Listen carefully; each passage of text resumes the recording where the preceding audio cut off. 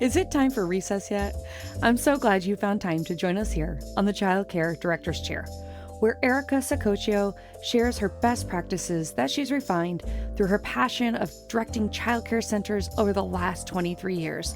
From parenting interaction, systems to save you time, money, and stress, to profitability. She shares it all from the Child Care Director's Chair. Hello, and welcome to another episode of the Child Care Director's Chair. I'm so happy that you are here today. I hope that these daily tips are really helping you feel inspired and re-energized. I know the last couple years have been really hard for many of us, myself included. And not only are leadership struggling, but teachers are struggling too. And so I wanted to talk a little bit about what teachers really need most from their child care directors. And I feel as a child care owner that it's really our responsibility to ensure that the teachers have everything they need to create a nurturing and educational environment for the children under our care. And our role goes beyond simply managing administrative tasks. We must also provide the support and the resources that our teachers require to do a great job in their roles. So, what do teachers need most from child care directors? Well, let's dive into the key areas that I think can make a significant difference in their professional lives. Well, first and foremost, obviously, it's going to be open, transparent communication. Teachers need open lines of communication with their child care directors. They should feel comfortable to approach the director with any concerns, ideas, or questions that they might have. And regular staff meetings and one-on-one check-ins can really provide opportunities for teachers to express their thoughts and receive feedback. And directors should also be proactive in sharing important updates, policies, and procedures to ensure that everyone is on the same page. And the way that you might communicate with staff may look differently depending on that teacher's personality, communication style, preferences on how they want to communicate. Some people like it in writing, some like to be told verbally, some like to be told right that second, some like to be in the loop, ahead of the time. So whatever ways work best for your team, but you'll only know if you ask. The other thing is, what will happen is if somebody comes to you with a concern and you immediately get defensive, those lines of communication will shut down. You have to be open to feedback as a leader. You have to be willing to be vulnerable. You have to be willing to acknowledge that you're not perfect, that you make mistakes. You also have to be accountable. If somebody says they talk to you about a concern and it hasn't been addressed and it's been ongoing and they feel, frustrated that they have brought it to you time and time again and they're not getting anywhere, communication lines shut down. So you have to look at yourself as a leader and say, how frequently are the staff coming to me? Is it the same 4 or 5 staff that come to you and other staff that you don't hear from very frequently? If that's the case, you might have to actively seek them out. You may have to say, hey, Susie, you haven't been in my office in quite some time. Do you have a little bit of time after lunch? I'd love to pick your brain. And so by doing that, by reaching out, really shows that you're interested in what they have to say.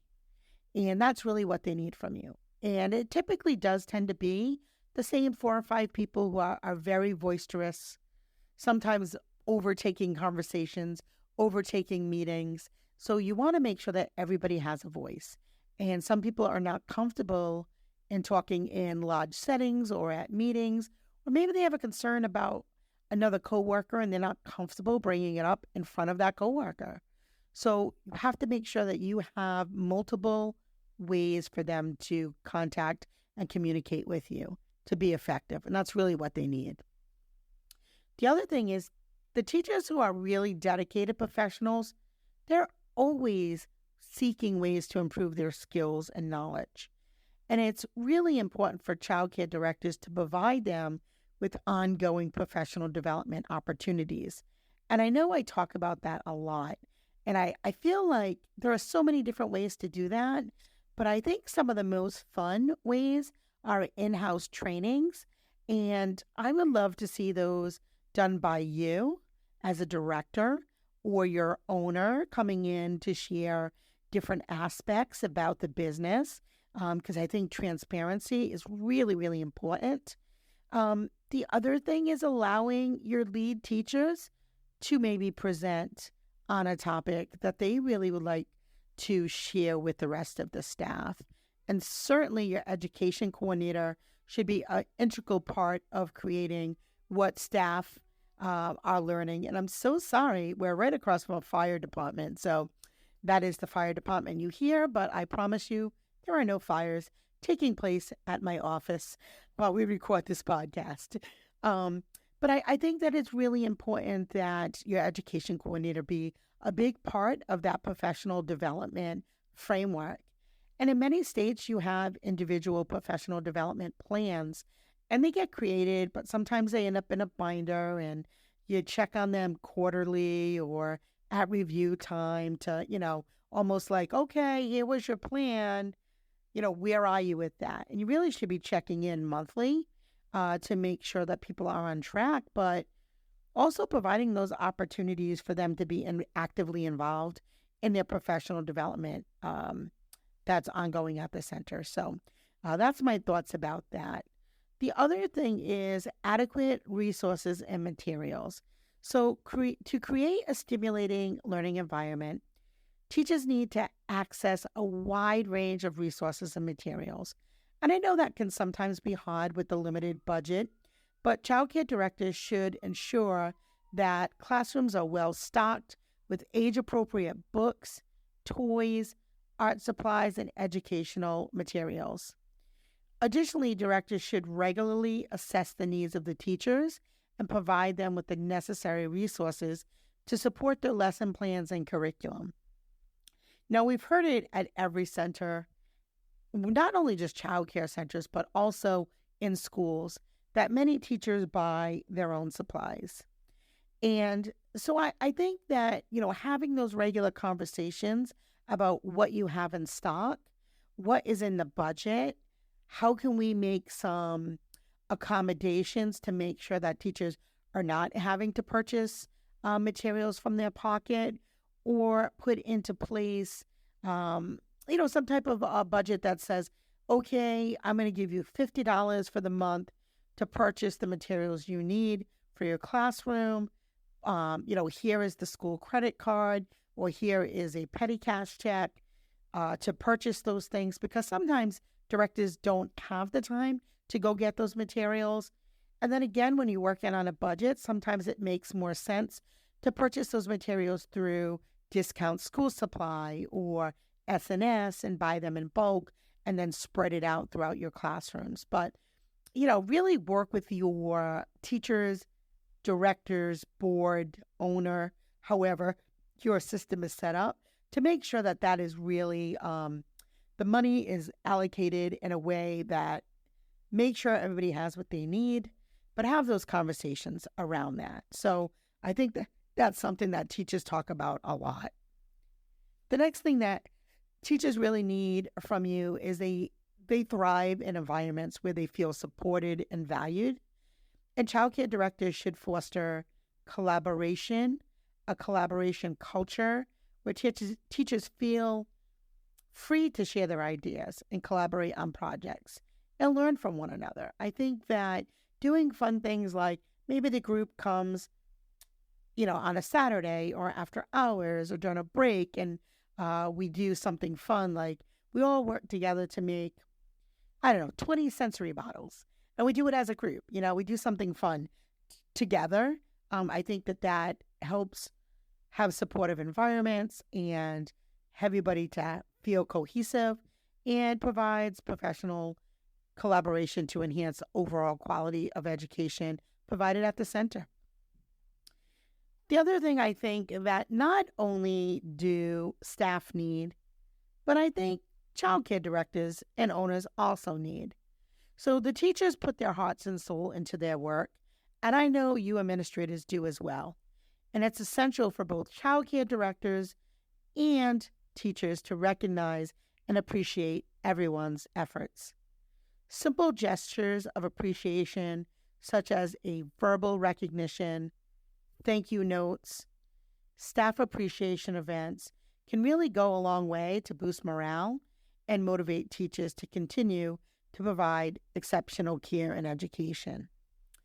And for those of you out there who maybe don't own the center, but work underneath a great owner or a great director, they also need recognition and appreciation. Although it comes from the top, I really feel like, even if it's something as simple as on, I don't know, Boss Day, that even if you guys make a handmade card that says, thank you for always listening, thank you for always being there, thank you for being supportive, those things go a long way all the way around. Everyone likes to be recognized for their work and contributions because we're human beings. So no matter what level you're at, from the van driver up to the CEO, we all should really be appreciative of each other because we're each other's support system. So in conclusion, childcare directors, you play a vital role in supporting and empowering your teachers. By prioritizing open communication, professional development, making sure your program has adequate resources, creating supportive environments and recognition, directors really can ensure that their teachers have everything they need to excel in their roles. And remember, when teachers thrive, children thrive, the bosses thrive, your community thrives, your business thrives. So keep those things in mind. I just want you to really think about what ways you can be supportive to your staff. And honestly, I think when you are, it really will help with your staff retention. It also might help your staff recommend working at your center to their friends and colleagues that they know.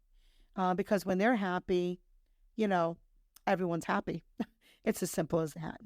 So thank you for tuning in to the Child Care Director's Chair.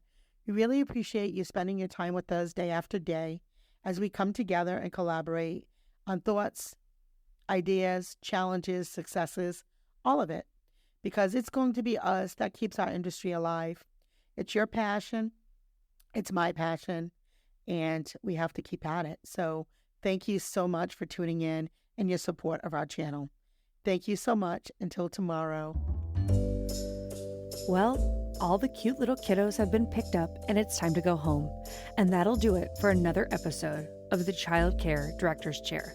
Please leave a review so Erica knows the information is helping you to manage and improve your childcare centers. Remember to subscribe to get the latest episode from Erica's Child Care Director's Chair.